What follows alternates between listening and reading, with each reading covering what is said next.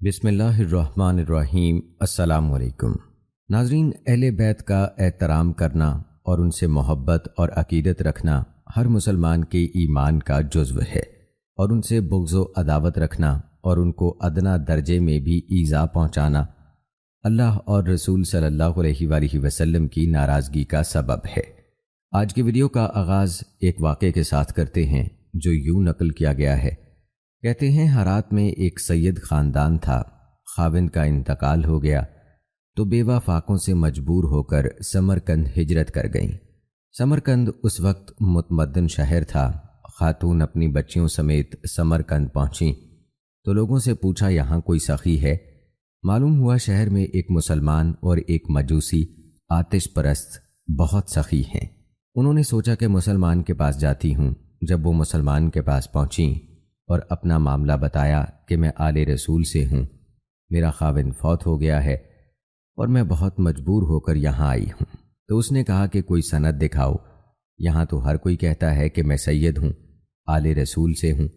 خاتون نے کہا کہ میں بہت مشکلیں اٹھاتی یہاں تک پہنچی ہوں، مسافر ہوں، سند کہاں سے دکھاؤں؟ خاتون اس سے مایوس ہو کر آتش پرست مجوسی کے پاس گئیں اور اسے کہا کہ میں مسلمانوں کے رسول کی اولاد میں سے ہوں، مجھے کوئی ٹھکانہ چاہیے۔ آتش پرست نے اس سید زادی کو ٹھکانہ دے دیا۔ اسی رات مسلمان نے خواب دیکھا کہ جنت کا ایک محل ہے اور اس کے دروازے پر نبی اکرم صلی اللہ علیہ وآلہ وسلم کھڑے ہیں۔ یہ پوچھتا ہے یا رسول اللہ صلی اللہ علیہ وآلہ وسلم، یہ محل کس کا ہے؟ آپ صلی اللہ علیہ وآلہ وسلم نے فرمایا ایک ایمان والے کا ہے۔ یہ کہتا ہے کہ یا رسول اللہ صلی اللہ علیہ وآلہ وسلم، میں بھی ایمان والا ہوں، مجھے عنایت ہو۔ آپ صلی اللہ علیہ وآلہ وسلم نے فرمایا کہ ایمان والا ہے تو گواہ پیش کر، تیرے پاس ایمان کی کیا سند ہے؟ وہ کانپ گیا تو آپ صلی اللہ علیہ وآلہ وسلم نے فرمایا کہ میری بیٹی تجھ سے ٹھکانہ مانگنے آئی تھی اور تو نے اس سے سند مانگی کہ اپنے سید ہونے کی سند پیش کر۔ جب اس مسلمان کی آنکھ کھلی تو بہت پریشان ہوا، نوکروں سے پوچھنے لگا کہ پتہ کرو کہ وہ کل والی بی بی کدھر گئیں۔ انہوں نے جواب دیا کہ وہ تو آتش پرست لے گیا۔ اس مسلمان نے سردی میں جوتے پہنے نہ کپڑے، دوڑ لگائی اور اس کا دروازہ کھٹکھٹانے لگا۔ وہ باہر نکلا تو کہا کہ میرے مہمان واپس کرو۔ آتش پرست بولا وہ تو میرے مہمان ہیں۔ مسلمان نے کہا میں تمہیں 300 دینار دیتا ہوں، مجھے میرے مہمان واپس کر دو۔ مجوسی رونے لگا اور کہا کہ حضور دیکھے بغیر سودا کیا تھا، اب جب دیکھ لیا تو کیسے واپس کر دوں؟ جس خواب میں تجھ کو دھکے ملے اس خواب کو میں نے بھی دیکھا ہے کہ اللہ کے نبی نے تجھے دور کیا اور میری طرف متوجہ ہو کر کہا کہ تو نے میری بیٹی کو ٹھکانہ دیا، تجھے اور تیری نسل کو جنت مبارک ہو۔ اب میں کلمہ پڑھ کر ایمان لا چکا ہوں۔ سبحان اللہ۔ یہ ہے شان آل رسول صلی اللہ علیہ وآلہ وسلم کی قدر کرنے والوں کی، اور جو خود نبی اکرم صلی اللہ علیہ وآلہ وسلم اور اہل بیت سے محبت کرے گا تو اس کی کیا شان ہوگی۔ ہماری آج کی ویڈیو کا موضوع یہی ہے کہ ہم آپ کو اہل بیت کی شان سے آگاہ کریں، آپ کو بتائیں کہ قرآن و احادیث کی روشنی میں اہل بیت کون ہیں، ان کا مقام و مرتبہ کیا ہے، اور ایک مسلمان کے لیے اہل بیت سے محبت کس قدر لازمی ہے۔ ویڈیو ہر مسلمان کے لیے انتہائی اہم ہے، لہٰذا ویڈیو کو بغیر سکپ کیے آخر تک لازمی دیکھیے گا۔ ناظرین، سب سے پہلے بات کرتے ہیں کہ اہل بیت کون لوگ ہیں، یعنی کن لوگوں کو اہل بیت کہا جائے گا۔ اس کا سمجھنا انتہائی ضروری ہے کیونکہ اکثر لوگ اہل بیت کے مفہوم سے واقف نہیں۔ اکثر لوگ اہل بیت میں صرف حضرت فاطمہ الزہرا رضی اللہ تعالی عنہا کے خاندان کے لوگوں کو سمجھتے ہیں۔ یاد رہے کہ اہل بیت کے معنی ہے گھر والے، اور اہل سنت والجماعت کے نزدیک اہل بیت سے مراد رسول اکرم صلی اللہ علیہ وآلہ وسلم کے وہ تمام اہل خانہ ہیں جن پر زکوٰۃ و صدقہ حرام ہے۔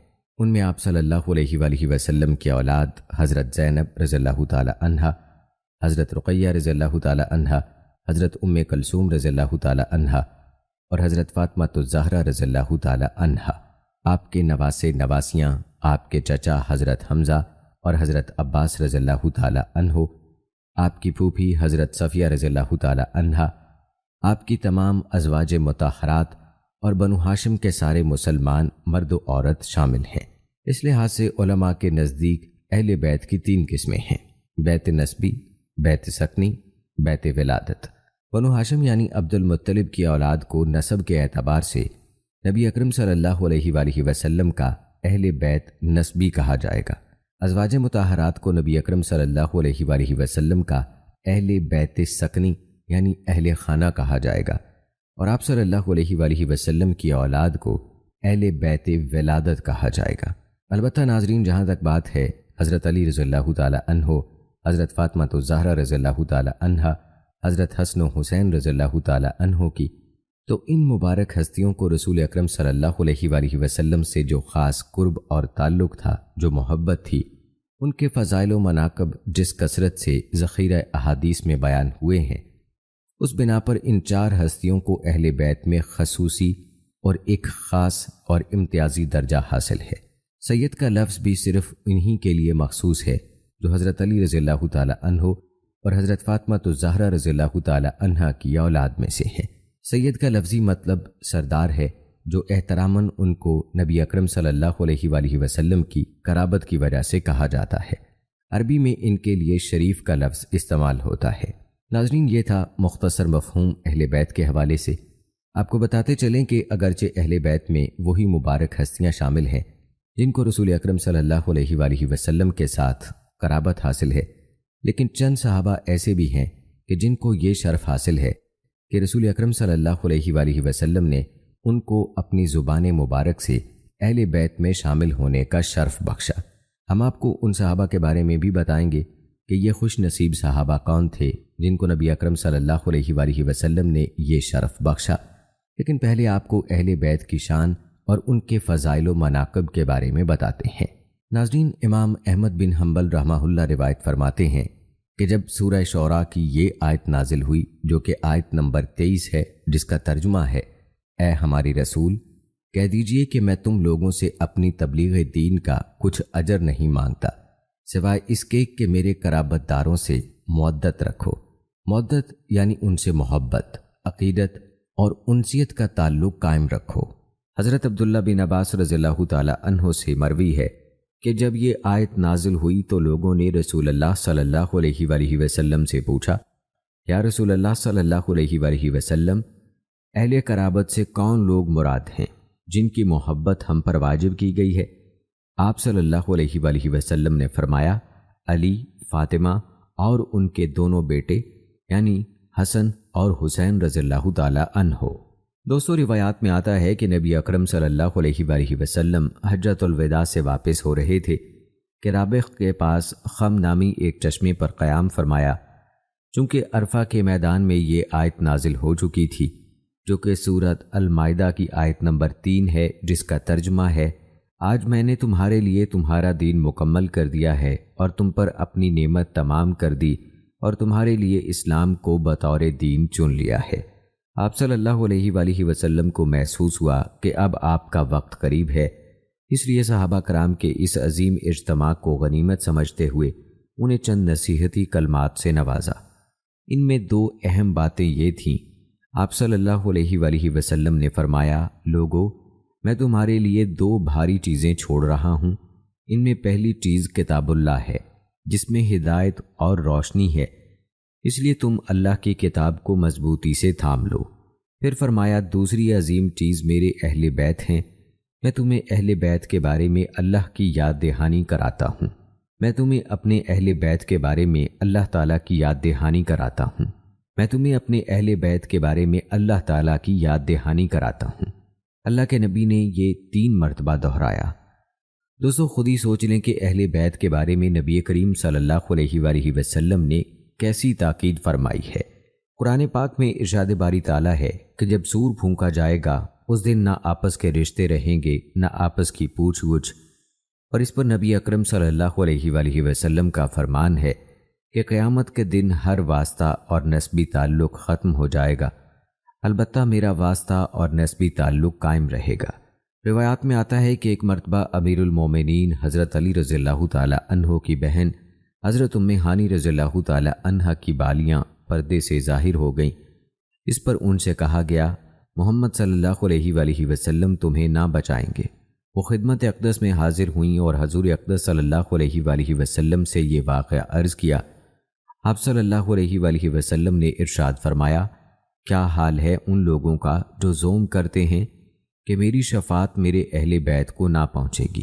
بے شک میری شفاعت ضرور قبیلہ ہاؤ حکم کو بھی شامل ہے، یعنی دور دور کی قرابت داری تک میری شفاعت پہنچے گی۔ دوستو، اہل بیت کا اللہ تعالیٰ کے ہاں بڑا مقام ہے، لیکن افسوس ہے ان لوگوں پر جو نبی اکرم صلی اللہ علیہ وآلہ وسلم کی صاحبزادیوں پر بھی بہتان بازی کرتے ہیں اور امہات المومنین کی شان میں گستاخیاں کرتے ہیں۔ دراصل ان لوگوں کی زبان درازی سے اہل بیت کے مقام و مرتبے پر تو کوئی فرق نہیں پڑتا، ہاں البتہ یہ لوگ خود اپنا ہی نقصان کرتے ہیں اور اپنی ہی آخرت کو برباد کر رہے ہیں۔ روایات میں منقول ہے کہ ایک مرتبہ حضور صلی اللہ علیہ وآلہ وسلم کی پھوپھی حضرت صفیہ بنت عبد المطلب رضی اللہ تعالی عنہا اپنے باپ کی یاد میں بلند آواز سے رو دیں، تو ان کے اس عمل کو برا سمجھ کر ان سے بھی ایسا ہی کہا گیا کہ محمد صلی اللہ علیہ وآلہ وسلم کی قرابت اللہ کے یہاں کچھ کام نہ دے گی۔ حالانکہ حضور صلی اللہ علیہ وآلہ وسلم کا ارشاد ہے کہ کیا ہوا ان لوگوں کو جو میری قرابت نافع نہیں بتاتے، ہر رشتہ و علاقہ قیامت کے دن منقطع ہو جائے گا مگر میرا رشتہ تعلق دنیا و آخرت میں جڑا رہے گا۔ ایک اور موقع پر 10 ہجری میں نجران کے عیسائیوں کا وفد رسول اللہ صلی اللہ علیہ وآلہ وسلم کے پاس آیا اور اسلام اور عیسائیت پر بحث و مباحثہ کرنے لگا۔ اس پر اللہ تعالیٰ نے سورہ آل عمران کی آیت نازل فرمائی جس کا ترجمہ ہے، اے ہمارے رسول آپ کہہ دیجئے کہ آؤ ہم اپنے بیٹے اور تمہارے بیٹے اور اپنی عورتیں اور تمہاری عورتیں اور اپنی جانیں اور تمہاری جانیں بلائیں، پھر سب التجا کریں اور اللہ کی لعنت بھیجیں ان پر جو جھوٹے ہوں۔ دوستو، آپ کو بتاتے چلیں کہ اس آیت کو آیت مباہلہ کہا جاتا ہے۔ مباہلہ یہ ہونا تھا کہ عیسائی اور مسلمان دونوں اپنے اپنے اہل و عیال لے آئیں اور ایک دوسرے پر بددعا کریں کہ اگر دوسرے کا مذہب جھوٹا ہے تو وہ ہلاک ہو جائے۔ آپ صلی اللہ علیہ وآلہ وسلم نے حضرت علی رضی اللہ تعالی عنہ، حضرت فاطمہ الزہرا رضی اللہ تعالی عنہا اور حضرات حسن اور حسین رضی اللہ تعالی عنہم کو بلا کر فرمایا، یا اللہ یہ میرے اہل ہیں۔ روایات بتاتی ہیں کہ جب عیسائیوں نے ان نفوس قدسیہ کو دیکھا تو آپس میں مشورہ کیا کہ اگر یہ نبی ہیں تو ہم ہلاک ہو جائیں گے، اور یہ بھی کہا کہ یہ ایسے چہرے ہیں کہ اگر اللہ کے نام پر قسم کھا لیں گے کہ وہ پہاڑوں کو سرکا دے تو وہ ضرور سرکا دے گا۔ آخر کار وہ مباہلہ کرنے کی بجائے آپ سے صلح کر کے چلے گئے۔ دوستو، ہم پہلے بھی ذکر کر چکے ہیں کہ نبی اکرم صلی اللہ علیہ وآلہ وسلم کے اہل بیت میں جو ہستیاں شامل ہیں ان کا اپنا اپنا مقام و مرتبہ ہے، اور چونکہ نبی کریم صلی اللہ علیہ وآلہ وسلم کو اپنی بیٹی فاطمہ رضی اللہ تعالی عنہا سے زیادہ محبت اور قرابت تھی، اس لیے اہل بیت میں جو مقام و مرتبہ حضرت فاطمہ رضی اللہ تعالی عنہا کے خاندان کو حاصل ہے وہ مقام زیادہ اونچا ہے۔ دوستو، آپ کو مزید بتاتے چلیں کہ ایسے بہت سے مواقع ہیں جن میں اہل بیت کی شان کا تذکرہ ہے۔ ہم آپ کو اہل بیت کی شان اور مقام و مرتبے کے حوالے سے بھی روایات بتائیں گے، لیکن پہلے آپ کو رسول اللہ صلی اللہ علیہ وآلہ وسلم کی اپنی اولاد سے محبت و شفقت کے بارے میں چند روایات بتاتے ہیں۔ یاد رہے کہ آپ صلی اللہ علیہ وآلہ وسلم نے اپنی آل یعنی حضرت علی، حضرت فاطمہ اور حضرت حسن و حسین رضی اللہ تعالی عنہم سے نہ صرف خود محبت کی بلکہ اپنی امت کو بھی ان سے محبت کرنے کی ترغیب دی ہے۔ حضرت فاطمہ رضی اللہ تعالی عنہا سے متعلق آپ کا ارشاد گرامی ہے، فاطمہ میرے جگر کا ٹکڑا ہے، جو چیز اسے تکلیف دیتی ہے وہ مجھے تکلیف دیتی ہے، جو چیز اسے تعب میں ڈالتی ہے وہ مجھے تعب میں ڈالتی ہے۔ اسی طرح ایک روایت میں حضرت علی رضی اللہ تعالی عنہ نے فرمایا، قسم ہے اس کی جس نے دانہ چیرا پھر اس نے گھاس اگائی اور جان بنائی، رسول اللہ صلی اللہ علیہ وآلہ وسلم نے مجھ سے عہد کیا تھا کہ نہیں محبت رکھے گا مجھ سے مگر مومن اور نہیں دشمنی رکھے گا مجھ سے مگر منافق۔ اور ایک حدیث پاک میں ہے، حسین مجھ سے ہے اور میں حسین سے ہوں، اللہ اس سے محبت کرتا ہے جو حسین سے محبت کرتا ہے۔ ایک دوسری حدیث میں حضرت عبداللہ ابن مسعود رضی اللہ تعالی عنہ سے روایت ہے کہ حضور نبی اکرم صلی اللہ علیہ وآلہ وسلم نے فرمایا، جس نے مجھ سے محبت کی اس پر لازم ہے کہ وہ ان دونوں یعنی حضرت حسن و حسین رضی اللہ تعالی عنہ سے بھی محبت کرے۔ اور روایات میں آتا ہے کہ حضرت حذیفہ رضی اللہ تعالی عنہ کو مخاطب کرتے ہوئے حضرت فاطمہ اور حسن حسین رضی اللہ تعالی عنہ کے بارے میں نبی اکرم صلی اللہ علیہ وآلہ وسلم فرماتے ہیں، یہ ایک فرشتہ تھا جو اس رات سے پہلے زمین پر کبھی نہیں اترا تھا۔ اس نے اپنے رب سے مجھے سلام کرنے اور یہ بشارت دینے کی اجازت مانگی کہ فاطمہ جنتی عورتوں کی سردار ہیں اور حسن حسین رضی اللہ تعالی عنہم اہل جنت کے جوانوں کے سردار ہیں۔ سبحان اللہ، کیا شان اور مرتبہ ہے اہل بیت کا، لیکن افسوس ہے ان لوگوں پر جو جنت کے شہزادوں اور جنتی عورتوں کی سردار سے بغض و عناد رکھتے ہیں۔ خود ہی سوچ لیں کہ ان ہستیوں سے بغض رکھنے والے اور نبی اکرم صلی اللہ علیہ وآلہ وسلم کی شان میں اور اہل بیت کی شان میں گستاخی کرنے والے کیا جنت میں جا سکیں گے؟ وہ جنت کے ان سرداروں کو منہ دکھا سکیں گے؟ ہرگز نہیں۔ دوستو، ایک روایت میں اسامہ بن زید رضی اللہ تعالی عنہ کہتے ہیں کہ میں ایک رات کسی ضرورت سے نبی اکرم صلی اللہ علیہ وآلہ وسلم کے پاس آیا۔ آپ صلی اللہ علیہ وآلہ وسلم نکلے تو آپ ایک ایسی چیز لپیٹے ہوئے تھے، یعنی چادر، جسے میں نہیں جان پا رہا تھا کہ کیا ہے۔ پھر جب میں اپنی ضرورت سے فارغ ہوا تو میں نے عرض کیا، یہ کیا ہے جس کو آپ لپیٹے ہوئے ہیں؟ آپ صلی اللہ علیہ وآلہ وسلم نے اسے کھولا تو وہ حسن حسین رضی اللہ تعالی عنہ تھے، جو آپ صلی اللہ علیہ وآلہ وسلم کے پہلو سے چپکے ہوئے تھے۔ پھر آپ صلی اللہ علیہ وآلہ وسلم نے فرمایا، یہ دونوں میرے بیٹے اور میرے نواسے ہیں۔ اے اللہ، میں ان دونوں سے محبت کرتا ہوں، تو بھی ان سے محبت کر اور ان سے بھی محبت کر جو ان سے محبت کرے۔ دوستو، یہ تمام روایات ایسی ہیں کہ جن سے واضح ہوتا ہے کہ آپ صلی اللہ علیہ وآلہ وسلم کو اہل بیت سے کس قدر محبت تھی، اور آپ صلی اللہ علیہ وآلہ وسلم کی متعدد روایات ہیں جن میں اہل بیت سے محبت کی ترغیب و تاکید ہے۔ لیکن افسوس کہ آج کا مسلمان اہل بیت کے مقام و مرتبے سے واقف ہی نہیں ہے۔ حضرت زید بن ارقم رضی اللہ تعالی عنہ سے روایت ہے کہ رسول اکرم صلی اللہ علیہ وآلہ وسلم نے حضرت علی رضی اللہ تعالی عنہ، حضرت فاطمہ الزہرا رضی اللہ تعالی عنہا، حضرت حسن و حسین رضی اللہ تعالی عنہم کے بارے میں ارشاد فرمایا کہ جو ان سے لڑے گا میں ان سے لڑوں گا، اور جو ان سے مصالحت رکھے گا میں اس سے مصالحت رکھوں گا۔ ایک دوسری روایت میں حضور اکرم صلی اللہ علیہ وآلہ وسلم نے ارشاد فرمایا کہ جس نے میری اولاد پر احسان کیا اور میری اولاد کسی وجہ سے اس کا بدلہ نہ چکا سکی تو اس شخص کا بدلہ قیامت کے دن میں چکاؤں گا۔ سبحان اللہ، تو سو کیسی اونچی شان ہے اہل بیت کی۔ روایات بتاتی ہیں کہ ام المومنین حضرت ام سلمہ رضی اللہ تعالی عنہا کے گھر میں قرآن پاک کی سورت الاحزاب کی یہ آیت نازل ہوئی جس کا ترجمہ ہے، اے اہل بیت، اللہ چاہتا ہے کہ تم سے آلودگی کو دور رکھے اور تمہیں اچھی طرح پاک کر دے۔ تو رسول اللہ صلی اللہ علیہ وآلہ وسلم نے حضرت فاطمہ، حضرت علی، حضرت حسن اور حضرت حسین رضی اللہ تعالی عنہم کو بلا کر ان پر چادر اوڑھائی۔ حضرت علی رضی اللہ تعالی عنہ پیچھے کھڑے تھے، ان پر بھی چادر ڈالی۔ پھر فرمایا، اے اللہ، یہ میرے اہل بیت ہیں، اے اللہ ان سے آلودگی دور کر کے انہیں خوب پاک کر دے۔ حضرت ام سلمہ رضی اللہ تعالی عنہا نے عرض کیا، اللہ کے نبی، میں بھی ان کے ساتھ ہوں۔ آپ نے فرمایا، تو اپنی جگہ ہے اور خیر پر ہے۔ دوستو، ہم ویڈیو کے آغاز میں اہل بیت کی اقسام کا ذکر کر چکے ہیں اور بار بار اس بات کا ذکر ہو چکا ہے کہ اہل بیت میں جو مقام سیدہ فاطمہ رضی اللہ تعالی عنہا کے گھرانے کو حاصل ہے وہ باقیوں کو حاصل نہیں۔ البتہ ایسا بھی نہیں ہے کہ ان کو اہل بیت میں شامل نہ سمجھا جائے۔ دوستو، نبی اکرم صلی اللہ علیہ وآلہ وسلم کی اہل بیت کے ساتھ محبت و شفقت کا تذکرہ آپ نے ملاحظہ فرمایا۔ ہم اہل بیت کے ساتھ خلفائے راشدین اور صحابہ کی محبت کا تذکرہ بھی کریں گے، لیکن اس سے پہلے آپ کو اہل بیت کے مقام و مرتبے کے حوالے سے چند مزید روایات بتاتے ہیں۔ ترمذی شریف کی روایت ہے کہ حجۃ الوداع سے واپسی پر مکہ مکرمہ اور مدینہ منورہ کے درمیان غدیر خم نامی مقام پر کچھ لوگوں نے حضور صلی اللہ علیہ وآلہ وسلم سے حضرت علی رضی اللہ تعالی عنہ کے کچھ فیصلوں سے متعلق شکایت کی۔ اس پر آپ صلی اللہ علیہ وآلہ وسلم نے یہ ارشاد فرما کر حضرت علی رضی اللہ تعالی عنہ کے فیصلے کو درست قرار دے دیا کہ جس کا میں مولا ہوں اس کا علی مولا ہے۔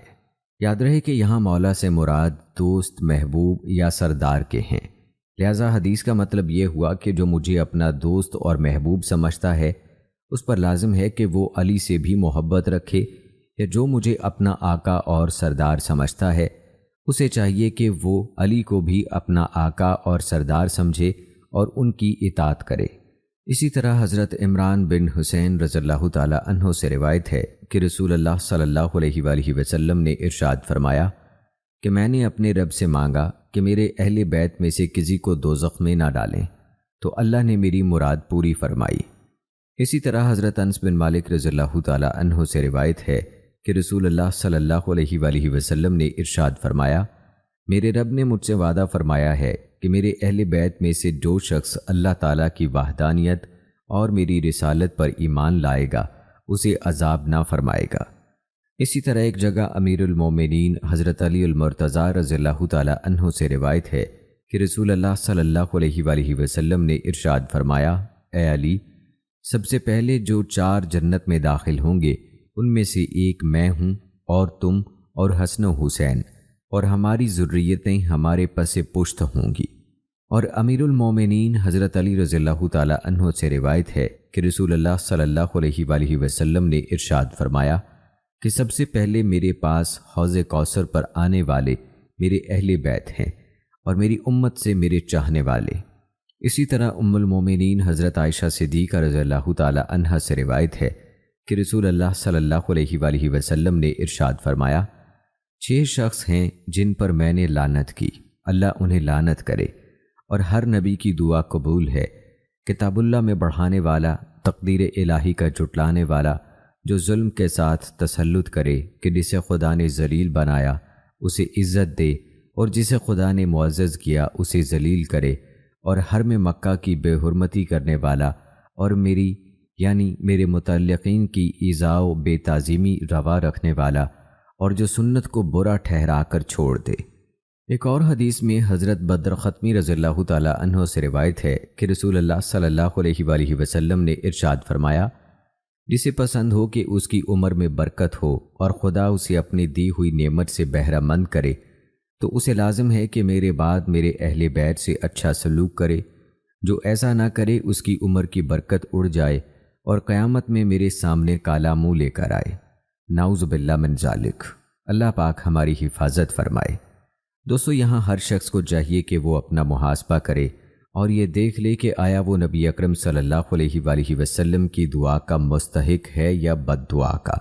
خدارہ اہل بیت کے حوالے سے اپنا موقف درست کریں، اہل بیت کے ساتھ محبت کا ثبوت دیں، اور اہل بیت کے ساتھ بغض و عناد کو ترک کر دیں۔ کہیں ایسا نہ ہو کہ نبی اکرم صلی اللہ علیہ وآلہ وسلم کی بد دعا میں شامل ہو جائیں۔ دوستو، حضرت ابو سعید خدری رضی اللہ تعالی عنہ سے روایت ہے کہ رسول اللہ صلی اللہ علیہ وآلہ وسلم نے ارشاد فرمایا، بے شک اللہ عز و جل کی 3 حرمتیں ہیں، جو ان کی حفاظت کرے اللہ تعالیٰ اس کے دین و دنیا محفوظ رکھے، اور جو ان کی حفاظت نہ کرے اللہ تعالیٰ اس کے نہ دین کی حفاظت فرمائے اور نہ دنیا کی۔ ایک اسلام کی حرمت، دوسری میری حرمت، تیسری میری قرابت کی حرمت۔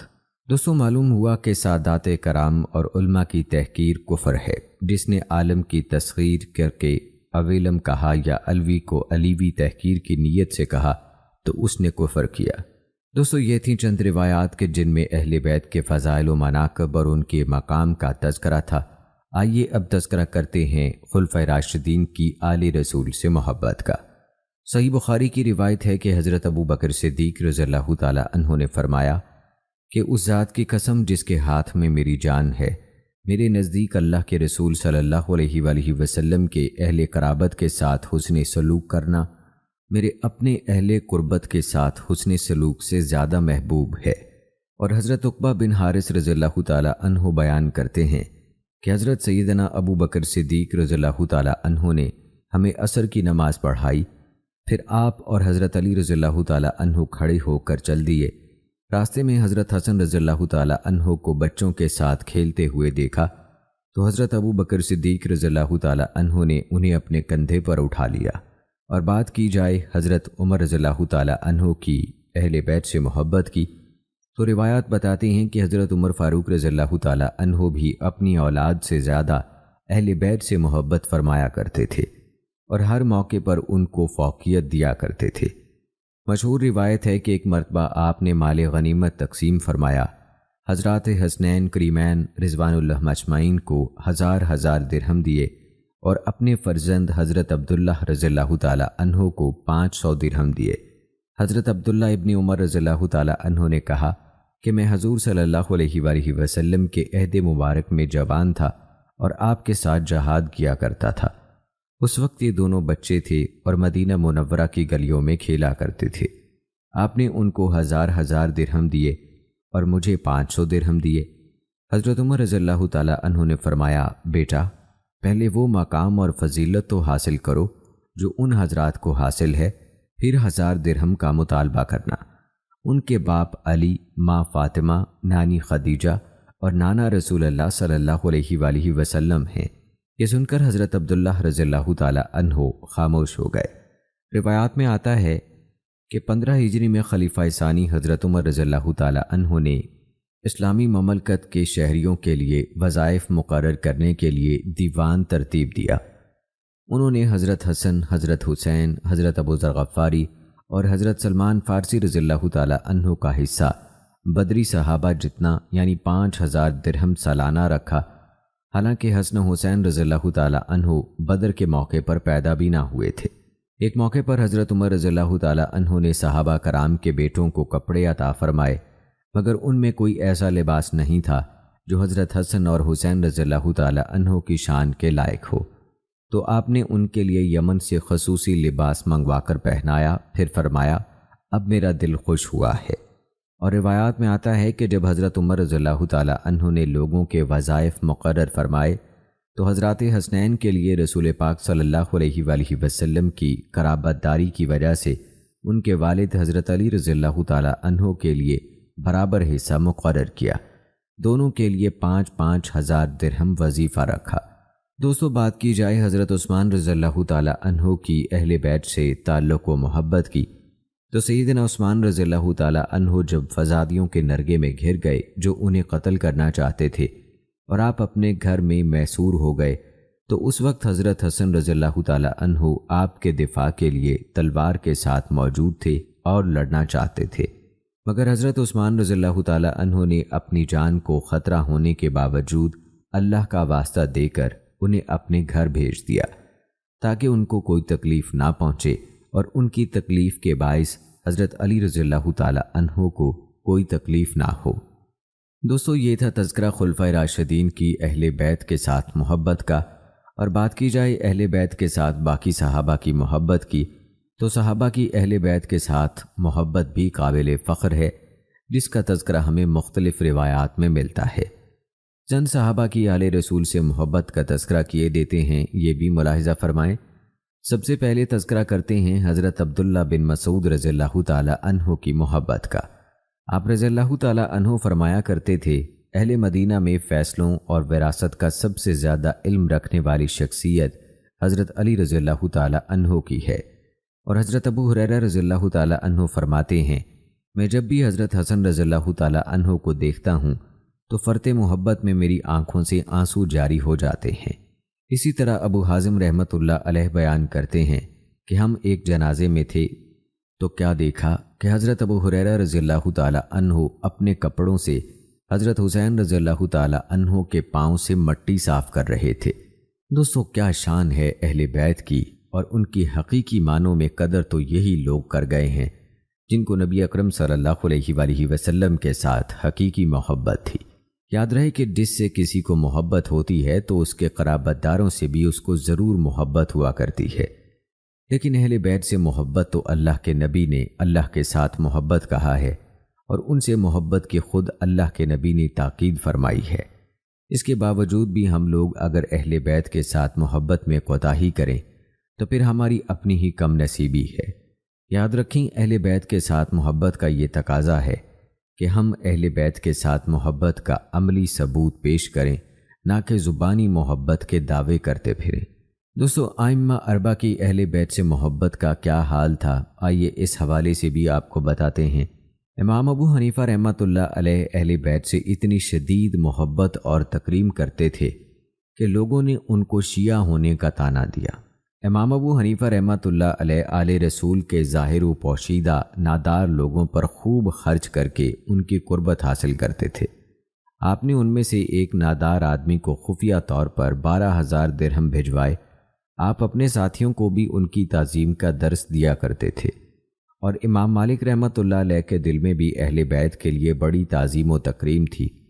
عباسی دور کے والی مدینہ جعفر بن سلیمان نے کوڑوں سے آپ کے جسم مبارک کو مارنا شروع کیا تو آپ بے ہوش ہو گئے۔ جب ہوش آیا تو حاضرین سے فرمایا، میں نے اس اذیت دینے والے کو معاف کر دیا ہے۔ لوگوں نے وجہ پوچھی تو آپ نے فرمایا، مجھے خوف ہوا کہ اگر اسی حالت میں میری موت واقع ہو جائے اور حضور صلی اللہ علیہ وآلہ وسلم کی ملاقات ہو جائے تو مجھے اس وقت ندامت و شرمندگی نہ اٹھانی پڑے کہ میری وجہ سے حضور صلی اللہ علیہ وآلہ وسلم کے ایک قرابت دار کو عذاب دوزخ کا مزہ چکھنا پڑے۔ کتابوں میں آتا ہے کہ امیر منصور نے امام مالک کو قصاص دلانا چاہا تو امام صاحب نے فرمایا کہ خدا کی پناہ، کوڑے لگتے وقت جو کوڑا بھی میرے جسم سے علیحدہ ہوتا تھا، میں اسی وقت جعفر کو اس قرابت کی وجہ سے جو ان کو حضور علیہ الصلاۃ والسلام سے ہے معاف کر دیتا تھا۔ دوستو، اہل علم ہی جانتے تھے کہ اللہ کے نبی کے قرابت داروں کا مقام کیا ہے، لیکن افسوس کہ آج کا مسلمان اہل بیت کی شان اور ان کے مقام سے غافل ہے۔ امام شافعی رحمۃ اللہ علیہ کے حوالے سے بات کی جائے تو امام ابن حجر مکی نے اور بہت سارے محدثین نے اہل بیت کی محبت کے وجوب کے باب میں امام شافعی رحمۃ اللہ علیہ کی ایک رباعی بیان کی ہے۔ امام شافعی فرماتے ہیں، اے اہل بیت رسول اللہ صلی اللہ علیہ وآلہ وسلم، آپ سے محبت کرنا اللہ کی طرف سے فرض ہے جسے اس نے قرآن مجید میں نازل کیا ہے، اور آپ کے لیے یہ عظیم مرتبہ ہی کافی ہے کہ آپ وہ ہستیاں ہیں کہ جو شخص آپ پر درود نہ پڑھے اس کی نماز مکمل نہیں ہوتی۔ دوستو، ان اشعار میں امام شافعی نے اہل بیت رسول اللہ صلی اللہ علیہ وآلہ وسلم کی محبت کو قرآن مجید کی طرف سے امت مسلمہ پر فرض ہونے کو بیان کیا ہے، اور اس کی دلیل یہ دی ہے کہ جو شخص نماز میں آپ صلی اللہ علیہ وآلہ وسلم پر درود نہ پڑھے اس کی نماز نہیں ہوتی، گویا ہم پر اہل بیت کی محبت فرض کر دی گئی ہے۔ دوستو، اہل بیت کے فضائل دیکھتے ہوئے امام شافعی سمیت بیشتر علماء اس طرف چلے آئے ہیں کہ سادات کی تعظیم کرنا فرض ہے، اور ان کو برا بھلا کہنا، ان کے دل آزاری اور توہین کرنا حرام ہے۔ محبت اہل بیت کی وجہ سے امام شافعی کو بھی لوگ شیعہ اور رافضی کہتے تھے۔ آپ نے جواب میں فرمایا، اگر محبت اہل بیت کا نام شیعہ ہونا ہے تو مجھے یہ تہمت قبول ہے، اور ایک مرتبہ اہل بیت سے اپنی محبت کا اظہار اس طرح فرمایا کہ اگر آل رسول صلی اللہ علیہ وآلہ وسلم کی محبت کا نام رفض ہے تو دونوں جہاں گواہ رہیں کہ بے شک میں رافضی ہوں۔ دوستو، امام صاحب کی اس بات سے معلوم ہوا کہ رافضیت میں اور اہل بیت کے ساتھ محبت کو مکس نہیں کرنا چاہیے۔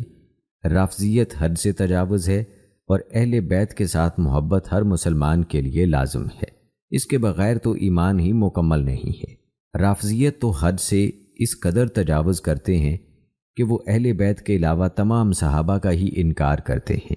خود ہی سوچ لیں کہ یہ کہاں کا انصاف ہے کہ نبی کریم صلی اللہ علیہ وآلہ وسلم کے اہل بیت سے محبت تو کی جائے، لیکن آپ صلی اللہ علیہ وآلہ وسلم کی باقی پوری جماعت سے نفرت کی جائے۔ نہ صرف نفرت کی جائے بلکہ ان کا انکار کر دیا جائے، ان کو کافر کہا جائے، اور آپ صلی اللہ علیہ وآلہ وسلم کی ازواج پر سب و شتم کیا جائے۔ خود ہی انصاف فرمائیے اور بتائیے کہ نبی کریم صلی اللہ علیہ وآلہ وسلم کی امہات پر زبان درازی کرنے والے نبی کریم صلی اللہ علیہ وآلہ وسلم کے ساتھ محبت کے دعوے میں سچے ہو سکتے ہیں؟ ہرگز نہیں۔ دوستو، اب بات کرتے ہیں امام احمد بن حنبل رحمۃ اللہ علیہ کی۔ آپ رحمۃ اللہ علیہ بھی ہمیشہ اہل بیت کی تعظیم و تکریم کرتے تھے۔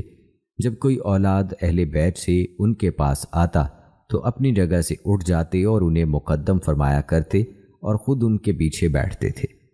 دوستو، خلاصہ یہ ہے کہ اہل بیت کے ساتھ محبت کا تقاضا یہ ہے کہ ان کی اولاد کا احترام کیا جائے، کیونکہ نسبت بڑی چیز ہوتی ہے، اور اہل بیت کی نسبت پیارے آقا صلی اللہ علیہ وآلہ وسلم کے ساتھ ہے۔ دوستو، ہر مسلمان کو چاہیے کہ وہ آل رسول صلی اللہ علیہ وآلہ وسلم سے محبت کرے، اور اس محبت و تعظیم کا مطلب ہے کہ ان کی سیرت و کردار کے تابندہ نقوش کو اپنانا اور ان کی محبت و عظمت کو اپنے دل میں رکھنا، اور شرعی حدود کے مطابق ان کی تعظیم کرنا، قرآن و حدیث کی روح سے اہل بیت کی عزت و توقیر، ان کا احترام و تقدس اور ان سے محبت و عقیدت رکھنا ہر مسلمان کے ایمان کا جزو ہے۔ یاد رکھیں، جس طرح سے اہل بیت کی محبت ہمارے ایمان کا جزو ہے، اسی طرح حضور صلی اللہ علیہ وآلہ وسلم سے محبت بھی ہمارے ایمان کا جزو ہے۔ جیسا کہ سورہ توبہ میں اللہ تعالیٰ نے فرمایا ہے، جس کا ترجمہ ہے، آپ کہہ دیجئے اے لوگو، اگر تمہیں تمہارے آبا، تمہاری اولاد، تمہارے بھائی، تمہاری بیویاں اور تمہارا کنبہ اور خاندان اور مال جو تم نے کما کے جمع کیا ہے اور تمہاری تجارت جس سے تم کساد بازاری سے بچاتے ہو اور تمہارے عمدہ گھر اگر اللہ اور اس کے رسول صلی اللہ علیہ وآلہ وسلم کے مقابلے میں زیادہ محبوب ہیں اور اللہ کی راہ میں جہاد کرنے سے، تو تم انتظار کرو اللہ کے فیصلے کا۔ یہ سمجھ لو کہ اللہ کسی فاسق کو ہدایت نہیں دیتا۔ اسی طرح سورہ احزاب میں فرمایا گیا، پیغمبر مومنوں پر ان کی جانوں سے زیادہ حق رکھتے ہیں۔ دوستو، ان آیات کی تشریح میں آپ صلی اللہ علیہ وآلہ وسلم نے فرمایا، کوئی شخص اس وقت تک مومن نہیں ہو سکتا جب تک کہ میں اس کے والدین، اولاد اور دوسرے تمام لوگوں کے مقابلے میں زیادہ محبوب نہ ہو جاؤں۔ دوسری صحیح حدیث میں ہے، جس شخص میں 3 باتیں ہوں گی وہ ایمان کی مٹھاس محسوس کرے گا۔ ان میں سے ایک یہ ہے کہ بندہ اللہ اور اس کے رسول سے ہر ایک رشتہ اور چیز سے زیادہ محبت کرے۔ دوستو، یہاں پر ہمیں ایک لمحے کے لیے اپنا محاسبہ کرنا چاہیے اور اپنے بارے میں سوچنا چاہیے کہ کیا ہمارے دلوں میں اللہ اور اس کے رسول صلی اللہ علیہ وآلہ وسلم کی محبت دنیا کی ہر چیز سے اور دنیا کے ہر رشتے سے زیادہ ہے یا نہیں؟ اگر نہیں ہے تو ہمیں اس بارے میں فکر مند ہونے کی ضرورت ہے، اور ہمیں چاہیے کہ اللہ اور رسول صلی اللہ علیہ وآلہ وسلم کی محبت کو اپنے دل میں راسخ کرنے کی کوشش اور محنت کریں، اور اس کے ساتھ ساتھ اہل بیت کی محبت کو بھی اپنے دل میں جگا دیں تاکہ ہمارا ایمان کامل ہو سکے۔ ناظرین، یاد رہے کہ حضور علیہ الصلوۃ والسلام اللہ کے محبوب ہیں، اور ظاہر سی بات ہے جو اللہ سے محبت کرتا ہے وہ اللہ کے محبوب سے بھی محبت کرے گا۔ دوستو، خلاصہ کلام یہ ہے کہ قرآن پاک میں اللہ تعالیٰ نے بارہا اس بات کی تاکید فرمائی ہے کہ رسول اللہ صلی اللہ علیہ وآلہ وسلم اور ان کے اہل بیت کے ساتھ محبت کی جائے، اور بعض آیات میں ان پر درود و سلام کی بھی تاکید فرمائی ہے۔ حضور علیہ الصلوۃ والسلام نے انہی آیات کی غرض و غایت اور منشا الہی کو دیکھتے ہوئے ایک جامع درود کی تعلیم فرمائی، اور اس درود میں بلا شبہ آپ صلی اللہ علیہ وآلہ وسلم کی ازواج و ذریت اور اقارب سر فہرست ہیں، کیونکہ اسلام میں ان کی خدمات گراں قدر ہیں۔ دوستو، یاد رہے کہ رسول اللہ صلی اللہ علیہ وآلہ وسلم کے اہل بیت کی محبت اور ان کی تعظیم و تکریم دراصل آپ صلی اللہ علیہ وآلہ وسلم ہی کی تعظیم و تکریم ہے۔ خلیفہ اول حضرت ابو بکر صدیق رضی اللہ تعالی عنہ کہا کرتے تھے، اے لوگو، رسول اللہ صلی اللہ علیہ وآلہ وسلم کے گھرانے کے لوگوں کا پاس و لحاظ رکھو، انہیں کسی قسم کی تکلیف مت پہنچاؤ اور نہ ہی انہیں برا بھلا کہو۔ ایک اور موقع پر حضرت ابو بکر صدیق رضی اللہ تعالی عنہ نے فرمایا، رسول کی قرابت اور ان کے ساتھ حسن سلوک مجھے زیادہ عزیز ہے بنسبت اپنے رشتہ داروں کے اور ان کے ساتھ حسن سلوک کے۔ اسی طرح حضرت عمر رضی اللہ تعالی عنہ بھی حضور صلی اللہ علیہ وآلہ وسلم کی قرابت کا بہت لحاظ رکھتے تھے، انہیں عطایا اور تقسیم و وظائف میں خود پر بھی مقدم رکھتے تھے اور دوسرے تمام پر بھی۔ اور اسی حوالے سے ابن تیمیہ رحمۃ اللہ علیہ فرماتے ہیں، حضرت عمر رضی اللہ تعالی عنہ نے جب اپنے عہد خلافت میں وظیفے کا رجسٹر تیار کرایا تو اس میں لوگوں کا وظیفہ رسول اللہ صلی اللہ علیہ وآلہ وسلم سے قرابت کی بنیاد پر رکھا۔ اس میں سب سے پہلے ان لوگوں کو رکھا جو نسب میں رسول اللہ صلی اللہ علیہ وآلہ وسلم سے قریب تر تھے۔ جب تمام عرب کے قبائل کا ذکر مکمل ہوا تو اس کے بعد عجم کے لوگوں کا ذکر کیا۔ کہتے ہیں اس رجسٹر پر عمل عہد خلفائے راشدین اور بنو امیہ کے تمام خلفاء اور بنو عباس کے زمانے تک ہوتا رہا، یہاں تک کہ اس کے بعد حالات میں تبدیلی آئی۔ ناظرین، یہاں آپ کو نبی کریم صلی اللہ علیہ وآلہ وسلم کا اپنی اولاد سے تعلق سے جڑا ایک واقعہ سناتے ہیں، جسے شیخ الحدیث حضرت مولانا محمد ذکریہ رحمۃ اللہ علیہ نے اپنی کتاب فضائل حج میں ذکر فرمایا ہے۔ فرماتے ہیں کہ خراسان کے رہنے والے ایک صاحب ہر سال حج کو جایا کرتے اور جب مدینہ طیبہ حاضر ہوتے تو سید طاہر علوی کی خدمت میں بھی نذرانہ پیش کرتے۔ ایک صاحب نے جو مدینہ ہی کے رہنے والے تھے ان خراسانی سے ایک مرتبہ یہ کہا کہ تم طاہر علوی کو جو کچھ دیتے ہو وہ ضائع کرتے ہو، وہ اس کو گناہوں میں خرچ کر دیتا ہے۔ خراسانی نے اس سال طاہر صاحب کو کچھ نہ دیا اور دوسرا سال بھی ایسے ہی گزر گیا کہ وہ اپنی عادت کے موافق جو کچھ لے کر آئے تھے وہ اہل مدینہ کو تقسیم کر گئے اور طاہر صاحب کو کچھ نہ دیا۔ جب تیسرے سال وہ حج کے ارادے سے اپنے گھر سے چلنے لگے تو حضور اقدس صلی اللہ علیہ وآلہ وسلم کی زیارت خواب میں ہوئی۔ حضور نے تنبیہ فرمائی کہ تو نے طاہر علوی کے بارے میں اس کے مخالف کی بات کا یقین کر لیا اور جو تو اس کو دیا کرتا تھا وہ بند کر دیا۔ ایسا نہ کرنا چاہیے، جو وظیفہ اس کا رکا ہوا ہے وہ بھی دو اور آئندہ جب تک جاری رکھ سکو بند نہ کرو۔ وہ خراسانی بہت خوف زدہ نیند سے اٹھے اور ایک تھیلی علیحدہ ان کے نام کی جس میں 600 اشرفیاں تھیں اپنے ساتھ لے لیں، اور جب مدینہ منورہ حاضر ہوئے تو سب سے پہلے سید طاہر علوی کے مکان پر پہنچے۔ وہاں محفل بھر رہی تھی۔ علوی صاحب نے ان خراسانی کا نام لے کر کہا کہ اگر تم کو حضور اقدس صلی اللہ علیہ وآلہ وسلم ارشاد نہ فرماتے تو تم تو مجھ تک نہ آتے۔ تم نے میرے بارے میں اللہ کے دشمن کی بات کا یقین کر لیا اور اپنا معمول بند کر لیا۔ جب حضور صلی اللہ علیہ وآلہ وسلم نے ملامت فرمائی اور حکم فرمایا کہ 3 سال وظیفہ دو جب لے کر آئے ہو، یہ کہہ کر ہاتھ پھیلایا اور کہا لاؤ 600 اشرفیاں۔ یہ ساری بات سن کر خراسانی کو اور بھی دہشت ہوئی اور کہنے لگا کہ واقعہ تو سارا اسی طرح ہے، مگر تمہیں اس سارے واقعے کی کس طرح خبر ہوئی؟ علوی نے کہا مجھے سارا حال معلوم ہے۔ پہلے سال جب تم نے کچھ نہ دیا تو اس سے میری معیشت پر اثر پڑا۔ جب دوسرے سال تم آ کر چلے گئے اور مجھے تمہارے آنے اور جانے کا حال معلوم ہوا تو مجھے بہت ضیق ہوئی، اور میں نے حضور اقدس صلی اللہ علیہ وآلہ وسلم کو خواب میں دیکھا۔ حضور نے ارشاد فرمایا تو رنج نہ کر۔ میں نے فلاں خراسانی کو خواب میں تنبیہ کر دی اور اسے کہہ دیا کہ گزشتہ بھی ادا کرے اور آئندہ بھی حتی المقدور بند نہ کرے۔ میں نے اس خواب پر اللہ کا شکر ادا کیا۔ جب سامنے آئی تو یقین ہو گیا تم نے خواب دیکھ لیا۔ یہ سن کر خراسانی نے 600 اشرفیوں کی تھیلی نکالی اور ان کو دیکھ کر ان کی دست بوسی کی اور کوتاہی کی معافی چاہی کہ میں نے تمہارے مخالف کی بات کا یقین کر لیا۔ سید سمہوری رحمۃ اللہ علیہ نے اس واقعے کو نقل کرنے کے بعد لکھا ہے کہ یہ طاہر علوی حضرت حسین کی اولاد میں سے ہیں۔ دوستو اب خود ہی اندازہ لگا لیں کہ آل محمد صلی اللہ علیہ وآلہ وسلم کی کیا شان ہے۔ دوستو اہل بیت کے مقام و مرتبے اور اہل بیت کی شان کے حوالے سے تفصیلی تذکرہ آپ نے ملاحظہ فرمایا۔ آخر میں آپ کو مختصراً یہ بتاتے ہیں کہ اہل بیت میں کون کون لوگ شامل ہیں۔ دوستو آپ کو بتاتے چلیں کہ آپ صلی اللہ علیہ وآلہ وسلم کے گھرانے میں آپ صلی اللہ علیہ وآلہ وسلم کی ازواج مطہرات کو اللہ رب العزت نے امت کی اولین خواتین کا درجہ عطا فرمایا ہے۔ انہیں دنیا بھر کی تمام عورتوں کے لیے پیشوا بنایا اور ارشاد فرمایا اے نبی کی بیویوں تم عام عورتوں میں سے نہیں ہو، اور اللہ عز و جل نے ان کے گھروں کو نزول وحی کا مقام بنایا۔ جب اللہ عز و جل نے ان ازواج کو یہ اعلیٰ ترین مقام عطا فرمایا تو انہیں اپنے مقام و مرتبے کا خیال رکھنے اور اللہ کی ناراضگی سے بچنے کی بھی تلقین فرمائی۔ ان سب باتوں کا مقصد گھرانہ نبوت کو تمام کھوٹ اور عیوب سے اعلیٰ درجے کی تطہیر سے نوازنا تھا، جیسا کہ سورہ احزاب میں اللہ تعالیٰ نے ارشاد فرمایا اللہ چاہتا ہے کہ تم دی گئی ہدایات پر عمل کرو اور تمہارے گھروں سے کثافت دور کر دے اور تمہیں پورے طور پر پاک و صاف کر دے۔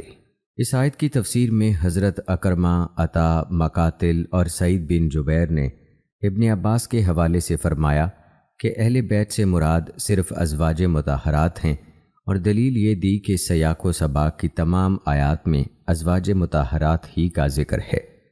روایات میں آتا ہے کہ حضرت اکرمہ تو بازاروں میں اعلان کرتے تھے کہ اس آیت میں اہل بیت سے مراد ازواج مطہرات ہیں، کیونکہ یہ آیت انہی کی شان میں نازل ہوئی اور فرماتے تھے کہ میں اس پر مباہلہ کرنے کو تیار ہوں۔ دوستو اس میں شک نہیں کہ یہ آیت ازواج مطہرات کی شان میں نازل ہوئی، اور اہل بیت سے وہی مراد ہیں، لیکن یہ بات اس کے منافی نہیں کہ طبعاً کچھ دوسرے لوگ داماد اور اولاد بھی اہل بیت میں شامل ہو جائیں۔ چنانچہ ابن کثیر رحمہ اللہ کی یہی رائے ہے۔ اس لحاظ سے اہل بیت میں آپ صلی اللہ علیہ وآلہ وسلم کے تمام داماد حضرت ابو العاص، حضرت عثمان اور حضرت علی رضی اللہ تعالی عنہ، بیٹیاں حضرت زینب، حضرت رقیہ، حضرت ام کلثوم اور حضرت فاطمہ رضی اللہ تعالی عنہا، اور بیٹیوں کی اولاد حضرت زینب کی اولاد حضرت امامہ، حضرت علی رضی اللہ تعالی عنہ اور حضرت فاطمہ رضی اللہ تعالی عنہا کی اولاد حضرت حسن، حضرت حسین، حضرت زینب اور حضرت ام کلثوم رضی اللہ تعالی عنہا سب شامل ہیں۔ دوستو، معلوم ہوا کہ اہل بیت میں صرف 5 ہستیاں ہی نہیں شامل بلکہ ازواج مطہرات اور نبی کریم صلی اللہ علیہ وآلہ وسلم کی باقی اولاد بھی شامل ہے۔ البتہ جو روایات آپ نے حضرت فاطمہ رضی اللہ تعالی عنہا، حضرت علی رضی اللہ تعالی عنہ اور حسن حسین رضی اللہ تعالی عنہ کے حوالے سے ملاحظہ فرمائی ہیں، ان سے خاندان فاطمی کی شان واضح ہے کہ اہل بیت میں ان ہستیوں کا خاص مقام ہے اور اس سے انکار نہیں کیا جا سکتا۔ آئیے آپ کو مختصر الفاظ میں سیدہ فاطمہ الزہرا رضی اللہ تعالی عنہا کی زندگی اور ان کی شان کے بارے میں بتاتے ہیں۔ یاد رہے کہ فاطمہ الزہرا رضی اللہ تعالی عنہا نبی کریم صلی اللہ علیہ وآلہ وسلم کی سب سے چھوٹی صاحبزادی ہیں۔ آغاز بعثت یا بعثت سے 4-5 سال پہلے پیدا ہوئیں۔ آپ صلی اللہ علیہ وآلہ وسلم ان سے بہت محبت فرماتے تھے۔ ان کا نکاح 2 ہجری میں واقعہ بدر کے بعد حضرت علی رضی اللہ تعالی عنہ کے ساتھ ہوا۔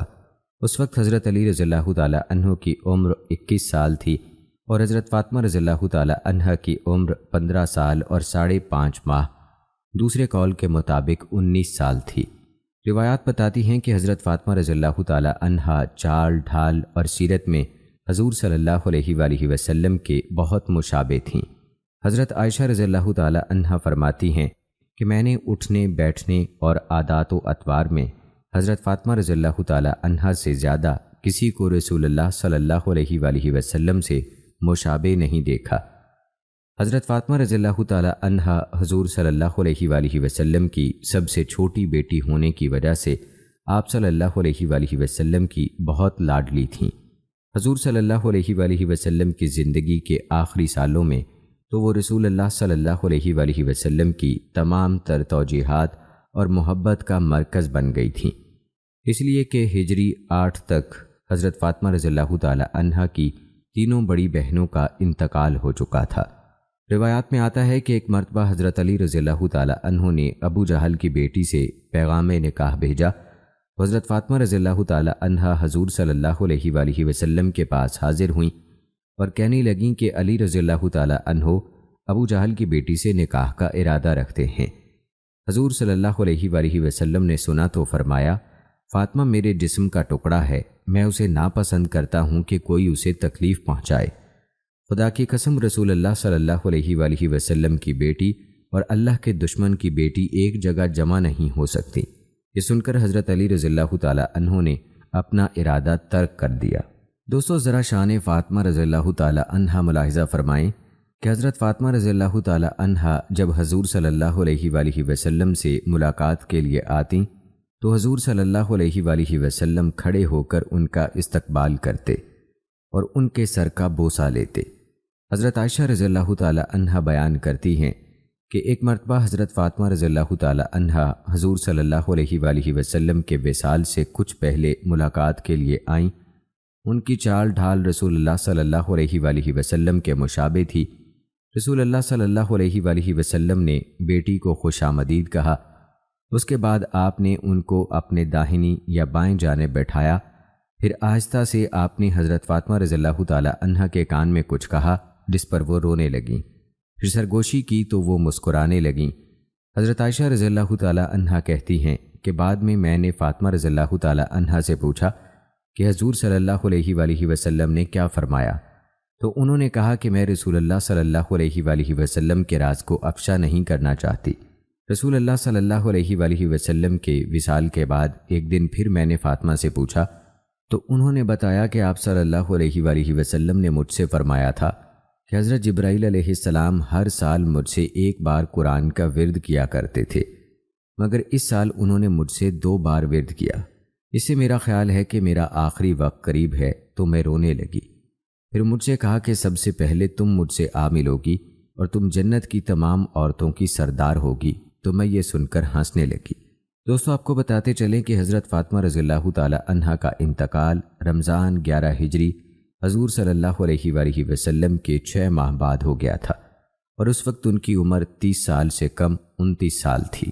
ناظرین، یاد رہے کہ حضرت فاطمہ الزہرا رضی اللہ تعالی عنہا سے حضرت حسن، حضرت حسین، حضرت زینب، حضرت ام کلثوم اور حضرت محسن پیدا ہوئے۔ حضرت محسن کا انتقال بچپن میں ہی ہو گیا تھا۔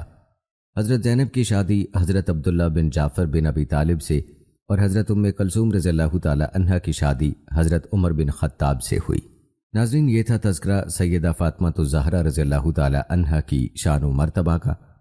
ہم نے پہلے بھی ذکر کیا کہ نبی اکرم صلی اللہ علیہ وآلہ وسلم نے اہل بیت میں چند صحابہ کو شامل کرنے کا شرف بخشا تھا۔